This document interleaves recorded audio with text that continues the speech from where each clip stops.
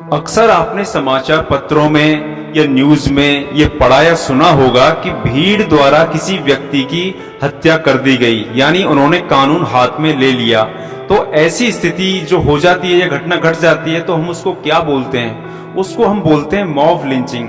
आज हम बात करते हैं मॉब लिंचिंग के बारे में। देखिए, मॉब का अर्थ होता है भीड़ और लिंचिंग का मतलब होता है कि गैर कानूनी रूप से मृत्यु दंड देना, यानी कि मॉब लिंचिंग। जब दोनों शब्द मिल जाते हैं तो इसका अर्थ हो जाता है कि भीड़ द्वारा गैर कानूनी रूप से मृत्यु दंड देना। जब किसी भीड़ द्वारा किसी अफवाह के चलते या किसी अन्य कारण के चलते किसी व्यक्ति की हत्या कर दी जाती है तो उसको हम मॉब लिंचिंग कहते हैं। यह मॉब लिंचिंग की श्रेणी में आता है। आइए अब हम जानते हैं इसका विस्तृत रूप क्या होता है, लोग कैसे इसका उपयोग करते हैं। आजकल मॉब लिंचिंग की समस्या पूरे भारत में धीरे धीरे बढ़ रही है और इसका खामियाजा मासूम लोगों को भुगतना पड़ रहा है, जिसके चलते यदि हम कह सकते हैं कि फेसबुक हो या व्हाट्सएप हो या फिर अन्य कोई कारण हो जिसके कारण भीड़ इकट्ठा हो जाती है, भीड़ का झुंड इकट्ठा हो जाता है और किसी मासूम व्यक्ति को अपराधी समझकर उसे मौत के घाट उतार दिया जाता है। ऐसी स्थिति को हम मॉब लिंचिंग कहते हैं। अगर हम बात करें मॉब लिंचिंग के इतिहास पर तो मॉब लिंचिंग का इतिहास काफी पुराना है। 15 अगस्त 1947 को जब हमारा देश आजाद हुआ तो पाकिस्तान और भारत दो अलग अलग मुल्क बने। उस समय मॉब लिंचिंग की घटनाएं बहुत देखने को मिली, जिसमें होता था कि एक समुदाय दूसरे समुदाय के लोगों को मारा करता था। इसके अलावा 1984 के सिख दंगे, 2002 के गुजरात दंगे और अन्य जगहों पर, यानी भारत में और भी अन्य जगहों पर सांप्रदायिक दंगे, तो इन सभी घटनाओं को देखें तो इसमें मॉब लिंचिंग की घटनाएं देखी जा सकती हैं।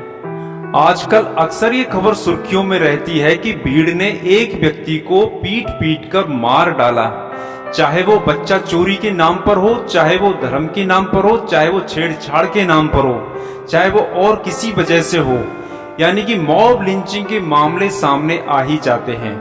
अब सवाल ये उठता है कि इतनी सारी भीड़ कहां से आती है, इसे कौन इकट्ठा करता है, इस भीड़ को घटना वाली जगह कैसे मालूम पड़ जाती है और ये उपद्रव मचाने कैसे वहां पहुंच जाते हैं। एक रिसर्च से ये बात सामने आई है कि मॉब लिंचिंग की जो घटना है वह एक सामाजिक और मनोवैज्ञानिक घटना है, जिसके चलते पहले लोगों को किसी विषय पर भड़काया जाता है, उकसाया जाता है। जब वो गुस्से में हो जाते हैं तो उनके गुस्से का इस्तेमाल किया जाता है और इसमें जो सबसे ज्यादा अच्छी मदद मिलती है वो सोशल मीडिया की मिलती है, चाहे वो फेसबुक हो चाहे व्हाट्सएप हो। इसके माध्यम से वो भीड़ चंद मिनटों में घटना वाली जगह पर इकट्ठी हो जाती है और किसी मासूम को जिसे अपराधी मान रखा है उसे पीट पीट कर उसकी हत्या कर दी जाती है और ये मॉब लिंचिंग घटना कारित हो जाती है।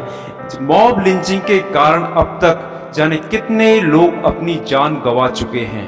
अब हम बात करते हैं कि मॉब लिंचिंग जैसी घटना को, यानी सबसे बड़ी सामाजिक बुराई को कैसे रोका जा सकता है।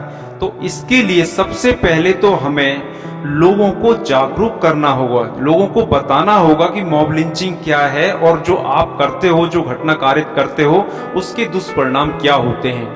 इसके अलावा हमारी सरकारों को कड़े से कड़े और सख्त से सख्त कानून बनाने चाहिए और जो कि जैसे कि फेसबुक हो या व्हाट्सएप हो जिस पर भड़काऊ भाषण देते हैं या फिर किसी को निंदा करते हैं किसी की, ऐसे लोगों को ब्लैक लिस्ट में डाला जाना चाहिए और उन पर कड़ी से कड़ी कार्रवाई होनी चाहिए। और मॉब लिंचिंग जैसे अपराध में जमानत तो होनी ही नहीं चाहिए, तब जाकर ये भीड़, ये लोग सुधरेंगे और कुछ इन लोगों में डर व्याप्त होगा। ऐसे काम करने से ये लोग फिर डरेंगे। एक बात और, भारत में मॉब लिंचिंग के मामलों को देखकर ऐसा लगता है कि इंसान जाति धर्म के नाम पर, मंदिर मस्जिद के नाम पर एक दूसरे की जान लेने को उतारू है और अब तक जाने कितनी जानें जा चुकी हैं। हमें नहीं भूलना चाहिए कि हम कुदरत के बनाए हुए अनमोल खजाने हैं। हम जिस व्यक्ति को मार रहे हैं ना, वो हमारा ही इंसानी खून है, उसमें ईश्वर के अंश हैं। तो ऐसी घटना करने से पहले हमें एक बार तो सोचना चाहिए, एक बार जरूर सोचना चाहिए कि हो सकता है वो अपराधी ना हो, कोई मासूम हो। तो मैं लास्ट में आपसे यही कहना चाहूंगा कि ये वीडियो यदि आपको अच्छा लगा है तो आप इस वीडियो को अधिक से अधिक शेयर करें और कमेंट्स करें, लाइक करें, तो आप सब्सक्राइब जरूर करें।